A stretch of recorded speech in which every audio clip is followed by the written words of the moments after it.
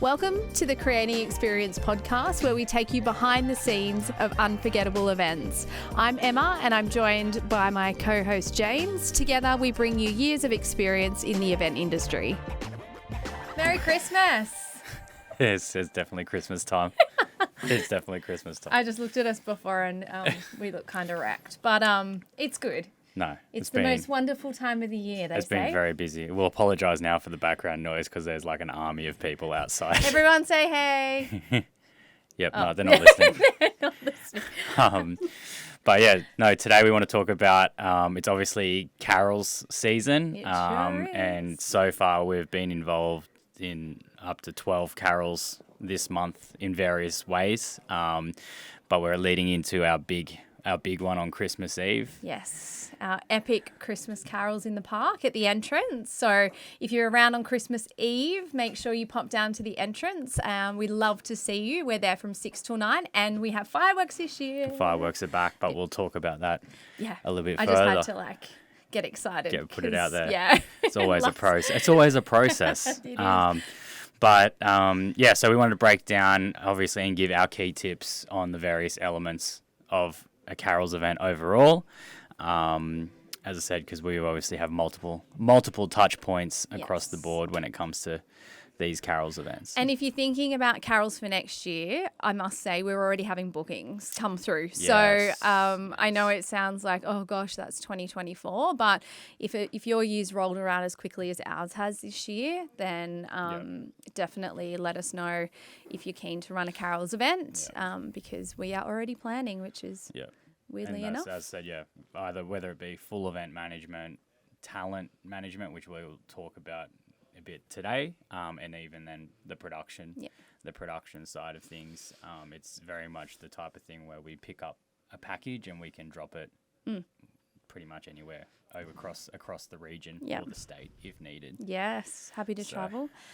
I guess we'll kick off with entertainment since we start with, you mentioned that. So what's important, I guess, about entertainment for carols is it needs to be engaging. Kids, families, everyone. I think it's important to have a mix of community events as well as professional, just to have the community involved. I think it's really important to showcase what some of the local kids can do as well as adults, and there's just lots that you can include. How we run our carols event is we start with, I guess, 2 sections of entertainment on stage, where it's the community get the first half, and then we do a professional band with featured artists that we run our carols through. So the first part's really fun and interactive with kids and families, and then the second part, you sit down, you grab your dinner, and you grab watch the screen, because we do the carols lyrics on the screen as well, so you can follow along. And each of the featured artists has a 3 to 4 song set, just to keep it interesting as well. I think that's really important, because carols can be quite... Depends on the carol, I guess. Yeah, we try to make ours a mix of traditional carols and new and fun and exciting carols. We definitely from the arrangement side with the bands put a spin on it. So it's not your stock standard carols event when it comes to that side of things. But which is, I guess, the point of difference for our carols.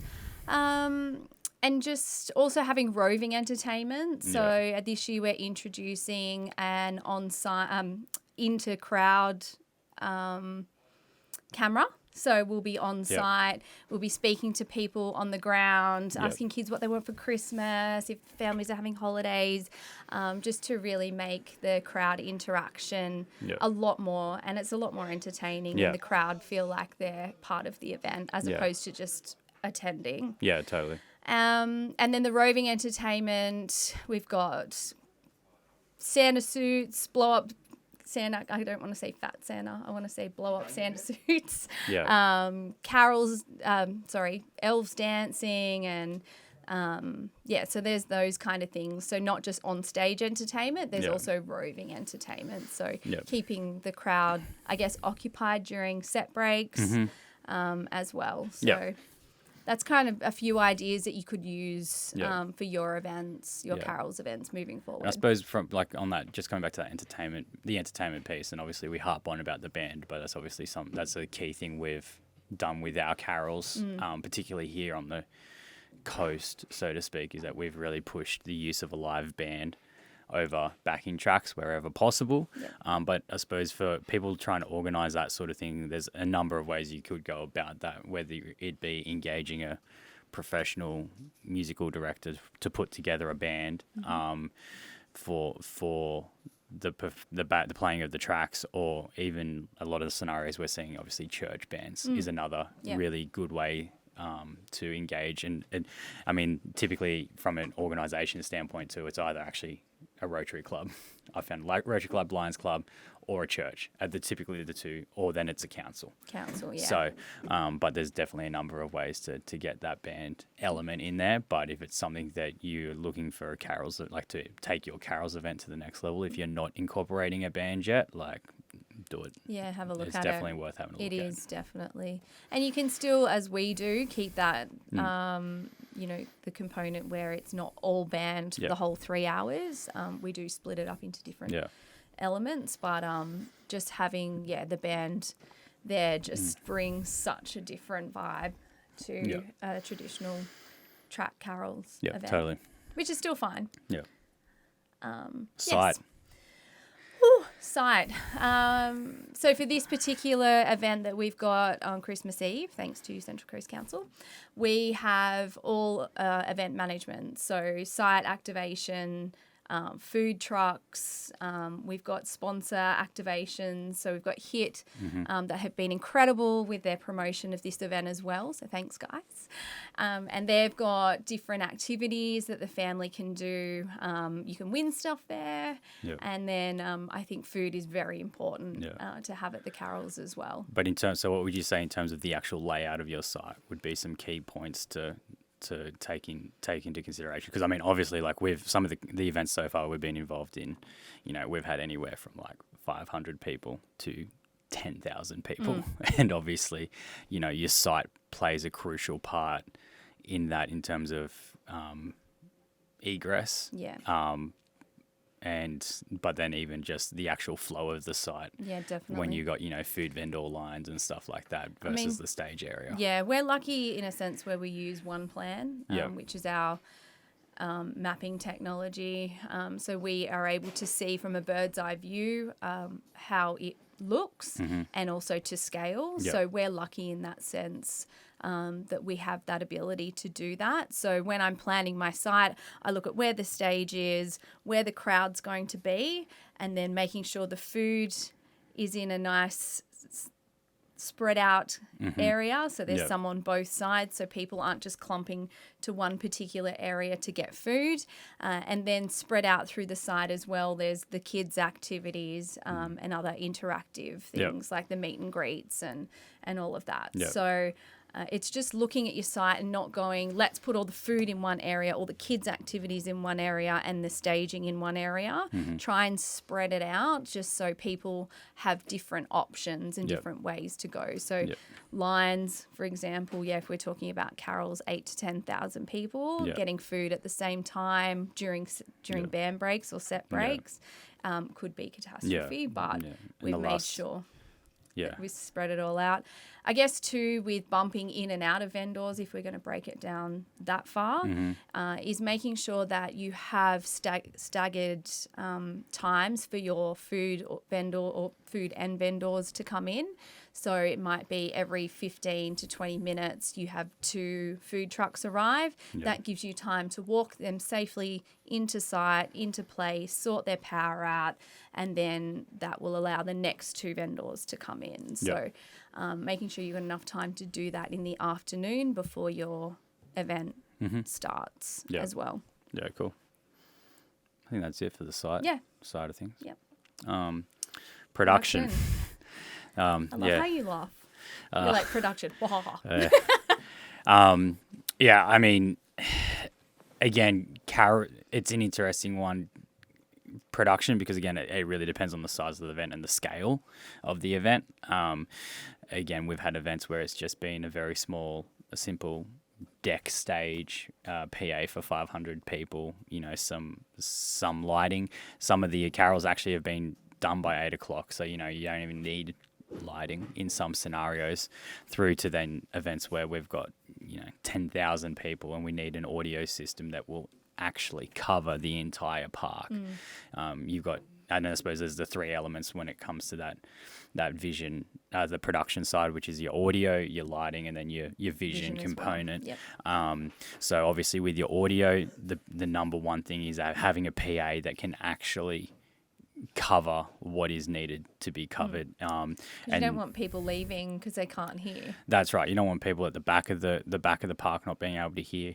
And really, honestly, after entertainment, production is the next part where people let their event down if they're too budget conscious, and too, I suppose, concerned about looking at what the bottom line is on that cost. And it's the type of thing where, if you're comparing suppliers, if one supplier is an extra $2,000 to $3,000, right, and you break that down over 10,000 people, depending on the scale of the event, you could really be drastically hurting your event for the sake of $3,000. And if you break that down over that many people, what is it, less than $1 a person? Yeah. That you've hindered and they'll your let you event. know about it too. Oh yes, social media is awesome. Social media is hilarious sometimes. But yeah, so having audio for people to hear. The next thing is then having enough audio coverage on stage for your bands, and having all the requirements for that. It's like any other event, isn't it? Making sure you've got all your... I mean, we've found with our stuff that we have had to make a lot of contingencies. So, for example, we have just thrown... We've had a carols rig, so to speak, that's just gone from event to event, and it's got a sort of a blanket set up, so we can literally roll out to each carols, and we've got pretty much everything covered, bar the odd thing here or there. So we've got a full band microphone package considered in there. We've got 12 wireless mics, so we can have 2 sitting there for MCs the whole time, and then the other 10 can just get passed out to vocalists as needed. 6 foldbacks across stage, plus then 4 cents or 6 cents of IEM packs, so the bands can go on IEMs, and then we just have foldbacks across the front of stage. The big one that we push is having a monitor engineer and a front of house engineer, and having that split. Because what typically happens with carols is it is very much on the fly, by the seat of your pants type of scenario. And the last thing you want is to have the front of house engineer trying to mix the front of house PA for the audience plus doing the monitors. Especially if you've got the breakdown of only 3, say like what we do is 3 to 4 artists, 3 to 4 songs. You don't have a lot of time to get. There's a lot of churn and a lot of changeovers. So having that monitor engineer means that they can focus on getting the monitor mix right. And typically by halfway through the first song, we're all good. That's without a sound check. If you have a sound check, it's a walk in the park. But we're not getting sound checks a lot of the time from the audio standpoint. And then having an audio stagehand just to go and, because we'll do choir mic settings, for example, is another item, but we'll go and plug them in as the choir walks on, for example. Because you don't want them on stage the whole time. Yeah, so that's the audio component. The lighting component, look, lighting typically is a luxury, but it really can make or break the look of your stage. Then you've got your vision component. Vision has become a really big thing, particularly LED screens in the last couple of years, with the technology becoming a bit cheaper and a little bit more affordable for people to have. But the flexibility and the ability to have carols lyrics on the screen and you're not having to print out carols books. You can then have iMag, so you can have camera feeds, where you said obviously before with the wireless camera roving around as well. You can have the images going up on screen. And then sponsor deliverables and being able to showcase those community partners that have helped put money into the event to make the event happen for the community. That's a really key element as well. I mean, the one last point that I forgot to mention is your stage as well. And your stage is probably a really key thing in terms of the options for staging.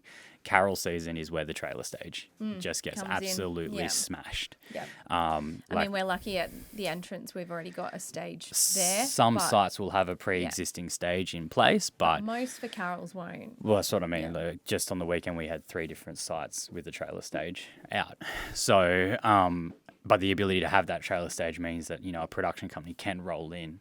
And in our case scenario, 4.5 hours on site, you've gone from having nothing there to having a full production set up, ready to go. Yeah. And then it'll be packed down in 3 hours, and then we're off to the next day. But that's what I'm saying. Book now. That's why, your production really, honestly, is make or break. And I mean, We've obviously had the trailer stage out on some dry highs, let alone this month, and it's just interesting taking a back seat step on that because we haven't been involved. We've just been there to supply the stage, and that's been what our role has been. Yeah. But, production can definitely make or break your event. Yeah. So it's worthwhile looking around for the right supplier. You can have the best talent in the world, but if your production's not right, then they're not going to... And vice versa. Yeah. That's why we've started with those sort of 2 points right up there, is those 2 things are really what's going to make and break it. It's the content and then how the content is delivered to the client. Cool. Next one is fireworks. Fireworks. Look, we've been in a scenario in the last few Carols events that there was one year that we couldn't do it just due to constraints. I don't want to go into too much detail. We'll call them environmental constraints. Environmental constraints. So we couldn't actually have fireworks, and it actually broke the end of the event. I won't say the whole event. No. I think it was a disappointment to those who have been attending for many years and have had the fireworks at the end of the carols. So this year we've introduced it back in, and we've made it a non-negotiable. Absolutely non-negotiable, because it just adds that final element. It's celebrating that it's Christmas Eve. People are out on Christmas Eve. Finish it with the fireworks. You go home excited. Santa's coming in a few hours, and you wake up tomorrow morning and your Christmas tree's full. So it just adds that final element. If you can afford it, it's fantastic. It's not, if you we're talking about sponsorship and sponsorship deliverables. If you have a major partner that you want to engage, make them a fireworks naming right sponsor. And that can assist with paying for the fireworks. So you're looking at about 10 grand. So if you write that into a sponsorship package proposal, and then add your LED screen on so you can deliver that element of sponsorship. All those, like, every time someone comes to us with a budget constraint issue on an event, like we might have sent them a quote to do an event or whatever, and they come back and go, it's out of our budget. And it's like the next question we go is, okay, well, what are your sponsorship deliverables? Packages. Probably 70% of the time they have none, or they're completely undervalued, or they just, they don't probably value them. They don't value them as much, or they haven't even thought of the other possibilities that are there around sponsorship. Like if we were to break down a site in terms of sponsorship deliverables, right? You've got the actual name of the event, naming rights partner, right? Which, depending on the scale of the event, 20 to 30K. You're going to a big company player in the local community to go, your brand, and to be honest, it could just literally be a goodwill, just a gesture from that company for support, for the community support. You then could have a stage sponsor. You could have a fireworks sponsor. And then in terms of where all these deliverables can be placed from that, you've obviously got signage opportunity across the front, crowd control barriers. With signage, you can put signage on the PA wings, on the scrims, on either side of the PA. You've then got your LED screen. And then all your social media. And then all your social media, any printed material, your MCs on stage making announcements. The front skin of the drum kit. Like, you just, to be honest, it's taking that sports mentality and going, where can we stick a logo that is going to be seen? Yeah.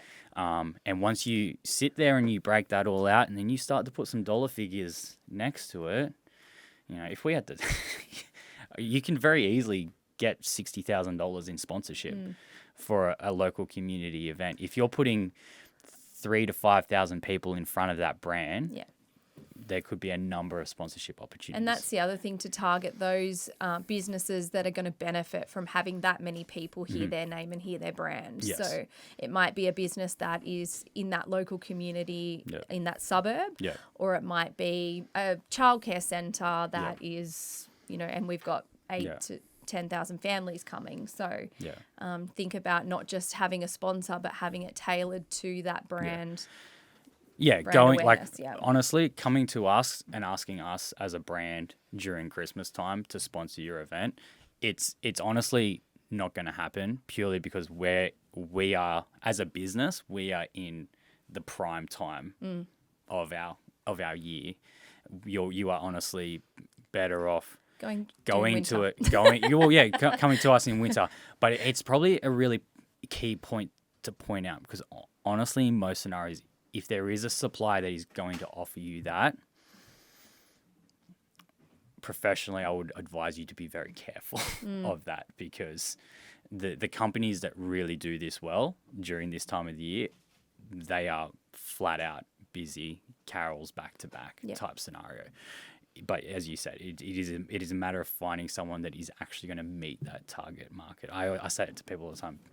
The mums and dads sitting in the audience are not going to go and hire a trailer stage next week for their kid's 5th birthday party.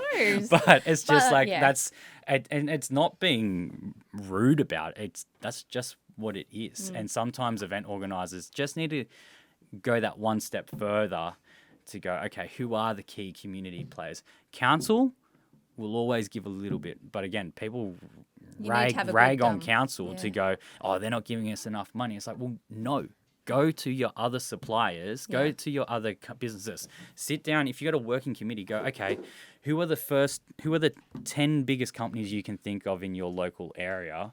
Whether it even be like, it could be a school, you know, it could be a school, it could be a big company that maybe manufactures something, or a food or produce company that does something. Like, there's, when you actually sit down and break it down, there's so many opportunities out there to really help fund these events. Definitely. Okay. Flow of the show. Flow of the show. Flow of the show. Have a run sheet. Please I think I honestly, like, even if it's basic, like we did see one Carol's event that it was very basic, but it did have times. Yeah. It had the acts. Yeah. It just has to be that simple that there is a run sheet. Ours is quite detailed, because we have things like, from the event management side, obviously it goes right into when the bins are being delivered, through to when the bump in schedule is for the vendors, then the onstage talent, changeovers, and then the bump out schedule. So it doesn't have to be that detailed. However, if we as a production company are coming on board for your carols, even just having timings and the acts that are performing, that is a great start. 2 tips on that too. If you are running the event and you're putting the run sheet together, and you've got a group that is performing and might have backing tracks, check the length of their backing tracks, that it actually fits the time that they have. And this goes both ways. If you're an artist and you have been booked and given an allocated time, respect that and make sure you either stay to time or you have enough content for the time that you've been booked. I've seen some carols already where we've had, biggest culprits, let's be honest, is dance schools. They get given a 20-minute segment and they'll give you 25 minutes worth of music. Or the opposite, yeah. And it's not normally, let's be honest, it's not normally the opposite. But it's a matter of as the event organizer checking that, because very quickly. Thing that I do, because that's like, if I've got a show,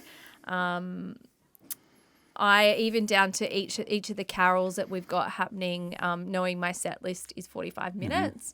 And even if it's carols can be shorter, carols can be longer. taking into account that carols probably go for like 2.5, 3 minutes max.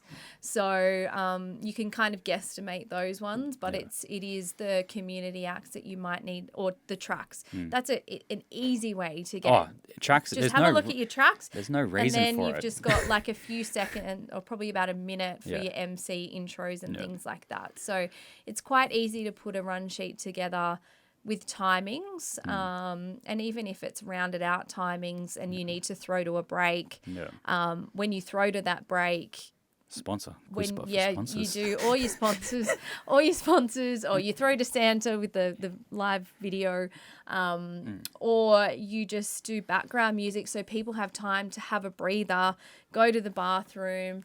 Get something to eat. The on-stage component doesn't need to be pumping the whole time. Don't think you need to fill your stage all the time.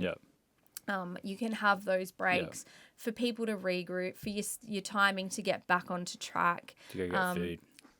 To go and get food. And then for us in particular, we have a section of time for the fireworks to go off. So it has to go off at 9 o'clock and it has to be done by 9:10. So if we're running behind on stage, and this is where having a stage manager that keeps the time for your carols event is so important, or for any event, any music live event that you're running, make sure you have a stage manager that keeps your show to time. So then it gets to the 9 o'clock. I might be on side stage going, guys, you need to like keep filling or wrap up.